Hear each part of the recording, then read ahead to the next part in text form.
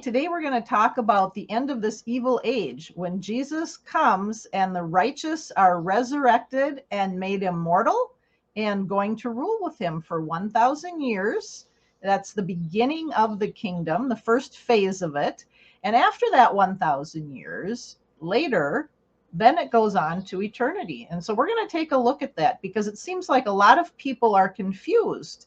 And you don't have to be a scholar to understand that. And in fact, you young people, the youth, you can understand this as well. And it is very important that you do, because the Bible tells us we don't want to be deceived when things are happening. And we were told these things so that we wouldn't be deceived, and we're warned about it. So we need to look at this and understand it. And it really is quite simple.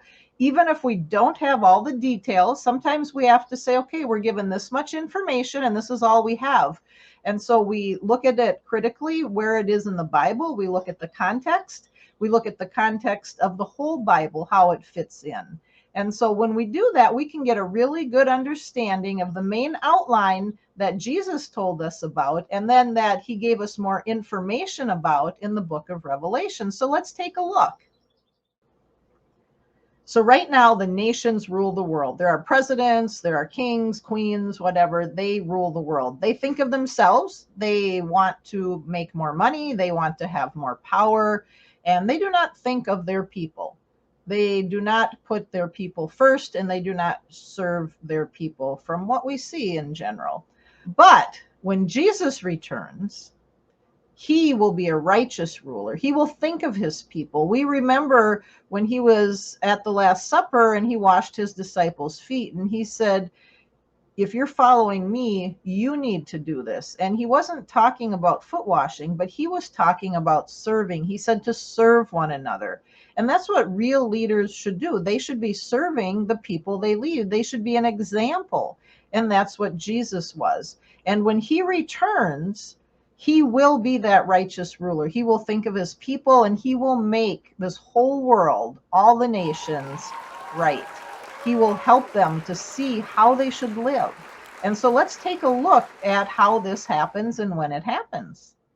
So in putting this timeline together for you, we're going to look at Matthew 24, 1 Corinthians 15. We're going to look at some things maybe in Daniel and in 1 Thessalonians 4 and 5. And in Revelation. So that is where I am getting my information from.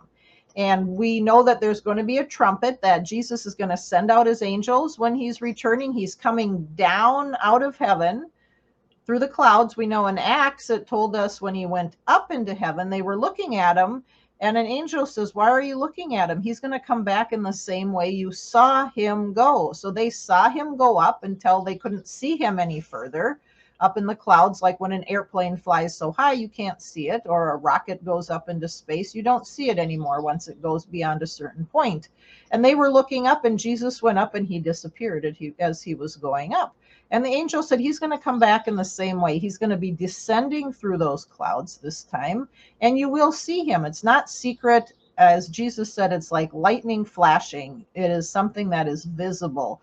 So when this happens, when that trumpet call is sounded and Jesus sends his angels out, it tells us in Thessalonians that the dead in Christ rise first. So those are all the people through all generations, from the Old Testament, New Testament, today, everybody who died in faith, they will be resurrected and made immortal. And then at that same time, it says those who are alive, who were believers and who were faithful to Jesus, they will be changed at that time from being mortal to being immortal. So there's a change that happens. And they go up into the air and they meet Jesus in the sky. And then they come back down with him to the earth, because that's where Jesus is going. He's heading down to the earth. So we just go out to meet him and then return down to the earth with him. So there's a big battle then that happens once Jesus comes back down to the earth, and he has his armies with him, whether it's the angels and the believers. It's not totally clear, but Jesus has those people with him, and he goes out to meet the armies of the nations that have all come together with the beast and the false prophet to do battle with him, because they're not real happy with what's been going on. And when they come, it isn't going to be a fist fight. It's not going to be a lot of swords or guns or anything like that fighting back and forth. Jesus shows up and he throws the beast and the false prophet into the lake of fire.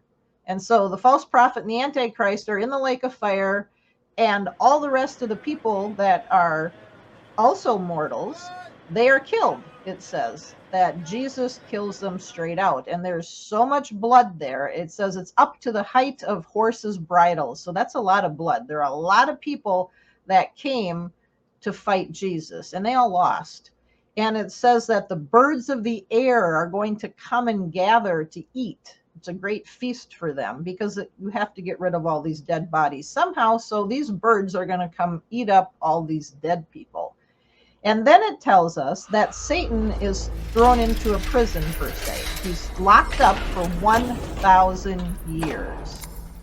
This means he cannot come out and he cannot deceive people or have his power active in the world. Now, people still can make wrong choices and still choose themselves to do bad things. And we will see that at the end that does happen. But he will not be allowed to influence people in the world. So once all that happens, Jesus and the saints will rule over all of the nations for 1,000 years.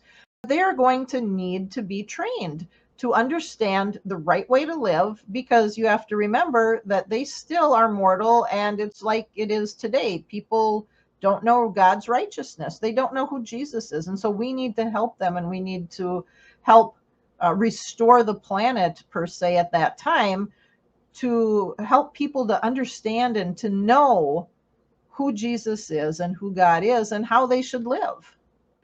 After that 1,000 years, it tells us that Satan is released for a little while from his prison, and there's a big mutiny of a lot of people on the earth. It says as many as the sands of the seashore. So it sounds like there's going to be a lot of people on the earth, and a whole lot of them are going to want to take over the ship. They want to come against Jesus, it says, and his anointed. And so Satan goes out and gathers them together, and he leads them towards the camp, it tells us, of Jesus and his saints. But what happens? Jesus again comes out, throws Satan into the lake of fire, and kills all of these people. At that time, we read that there is going to be a white throne judgment. This is going to be a time that all the people who ever lived on the earth, who were not resurrected in the first resurrection, who lived and died, whether it be before Jesus, during our lifetimes, or even during the millennium, the 1,000 years, they will all be raised up at this time to be judged. And in Revelation, it tells us that they are judged according to what they have done. This means how they lived their lives with what they knew. It is not a spiritual judgment or one based on faith. It is how did they live? And we know that God gave that authority to Jesus to judge and to rule because he is one of us. He was human, and he understands temptation, and he understands how people live in this life that we have right now. And so it says he opens up the books, and he looks in there, and he sees how each person lived their life. And then he opens another book, the book of life. And if the person's name is found in the book of life, they get to go on to that eternal kingdom where there will be no more death. But if their names are not written there, they will be thrown into the lake of fire and destroyed forever. When you're destroyed, you are no more. There is no more life. There's no more death. There's no more, they're not resurrected ever again. They're just destroyed. They're burned up to ashes. And so at this time, at the white throne judgment, people are judged by how they live their life. Maybe they never even heard of Jesus. They didn't know who God is. They never read the Bible. So how could they be judged by faith? Because they never knew. And we know that God wants all people to be saved. And so he has to give them a chance to be saved, wouldn't you say? And so he's going to evaluate them, or he's going to have Jesus evaluate them according to how they lived their lives. Because we know in Romans, it tells us that you can look at nature and you can see God in that. So how do these people live? And that is called the white throne judgment. After that time, according to 1 Corinthians 15, we see that then Jesus is going to give everything back over to God after he has put everything under his feet. All the evil, all death has to be under Jesus' feet, meaning he is in control, he is over it. And so once that happens, we see in 1 Corinthians 15, he then turns the kingdom back over to God, the Father, so that God may be all in all. And so at this time it tells us that there will be a new Jerusalem coming down out of heaven. We will see that God comes to live with humans, and there will be no more pain, no more sadness, and no more death. And this will go on forever. This is the eternal kingdom. And this is the way God wanted it back in the beginning. He wanted a relationship with people. He wanted the earth to be a beautiful place that people could enjoy. And at this time, that is going to begin and go on for eternity with the Father here. Now, we don't have much information about it. We're told that no eye has seen, no mind has even thought up how wonderful this could be. So we can't even imagine how good it's going to be. All we have to look at is how Jesus was after he was resurrected, and what we see at the end of Revelation, where it talks about the new Jerusalem and a new heaven and a new earth. Beyond that, we don't know. So we're going to have to just wait and see.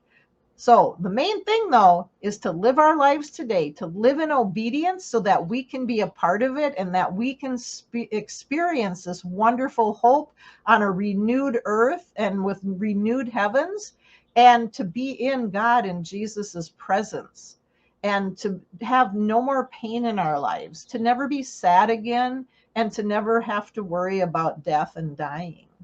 So I encourage you to study these things, to look at them, and to really embrace that this is true. This is what is going to happen. And so we should think how we are living our lives today so that we can be a part of that in the future.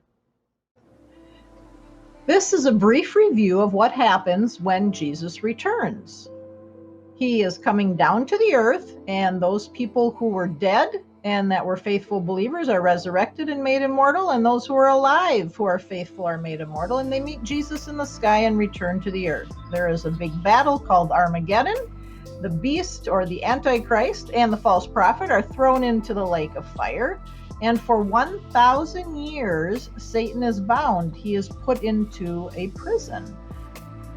And then the saints rule with Jesus over all the nations, that is, all the mortal people that have come into this first phase of the kingdom. Then Satan is released for a very short time, and he gathers all the people who want to rebel against Jesus in a mutiny, and then Jesus kills them all, and Satan is thrown into the lake of fire. Then we have the white throne judgment, where everybody else is resurrected for judgment, and the books are opened. These people are all judged by what they have done, and then the book of life tells us who will be able to enter the eternal kingdom and who will be thrown into the lake of fire. And then there will be a new heavens and a new earth. The new Jerusalem will come down out of heaven from God, and God himself comes to live with humans. There will be no more pain, no more sadness, and no more death. Forever.